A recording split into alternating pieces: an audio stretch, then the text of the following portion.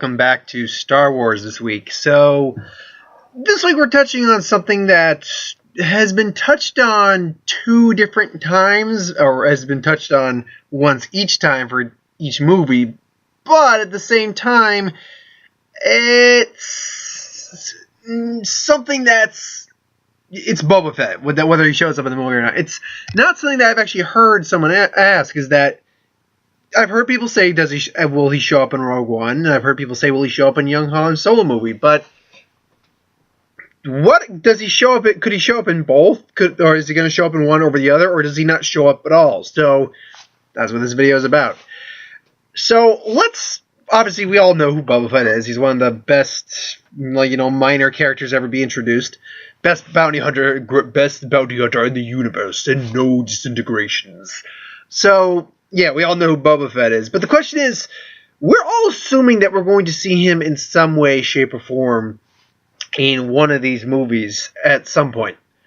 But when do we see him? So the question then becomes, where do we see him? Do we see him in Rogue One? Do we see him in Young Han Solo? Can we see him in both? Well, the first answer to that question, we need to understand the timelines in which these movies take place. I know that Rogue One takes place pretty shortly before the events of the first Star Wars movie, New Hope. Like within a year or something like that, because they steal the plans and then they get the plans out and stuff like that. Young Han Solo, I believe, because it's detailing him meeting Chewbacca, so obviously it's taking place way before then. That's one of the major points, is that he's meeting Chewbacca for the first time and how they met.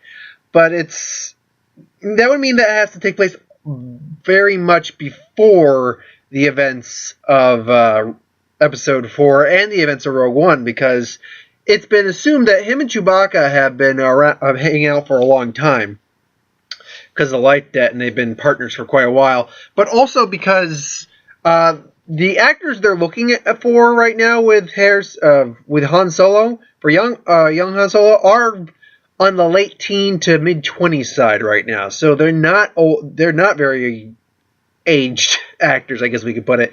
Because Harrison Ford was in his 30s, I believe, when he did Star Wars. So you gotta assume that Han Solo is also in his 30s.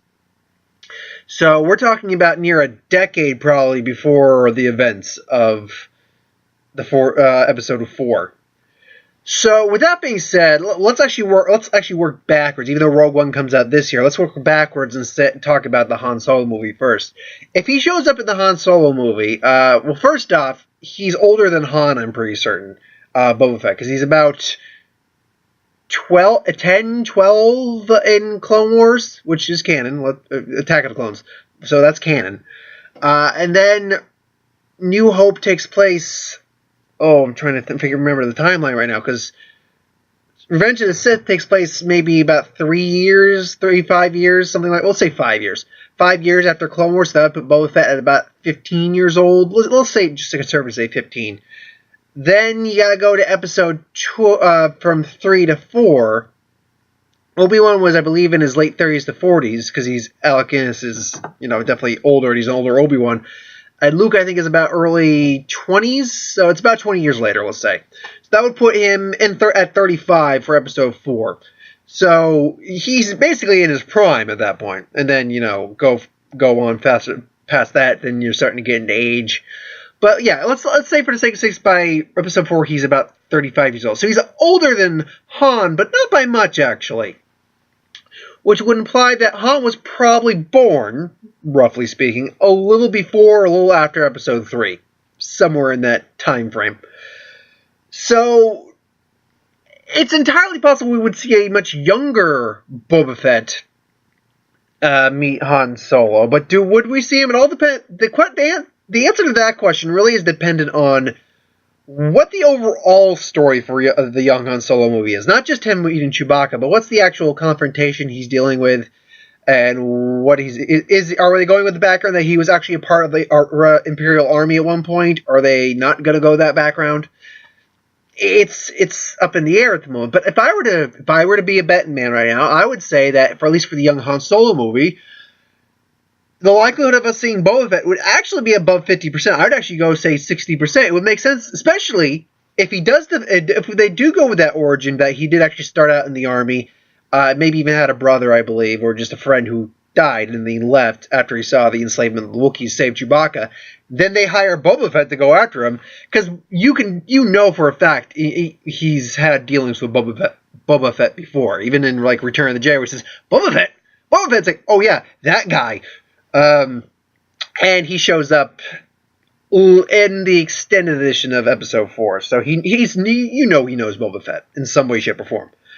So it would make sense that they would actually hire this young, more inexperienced Boba Fett to go after this young, inexperienced Han Solo. And Chewbacca. I think that would actually make a lot of sense to bring him in there. Now for Rogue One's a bit of a different beast because while he's a bounty hunter, he has no affiliations really with anyone. He works for the Empire quite a bit because he just prefers to be hired by the winning side. But a lot of the rumors that were circulating with Rogue One for a while was that it was a team of bounty hunters that were hired to steal the Death Star plans. Now, as it's obviously revealed, that's not the case. But could he still show up? I mean, could they be on like a hit list for them, the Empire, to hire Boba Fett to go after him? And then that's why we get the. I like the idea that in Rogue One, if he shows up, or in Han Solo movie, we see why Vader basically was expressly saying, no disintegrations. I would love to see the reason behind that line. But also, could it be that he is hired for them, and then maybe he plays double agent because he's a bounty hunter, so he just, yeah, you hired me to do this, but, I'm also I'm being hired by them, by the Empire, even being paid even more to go against you, so sorry, I'm a bounty hunter, highest bidder.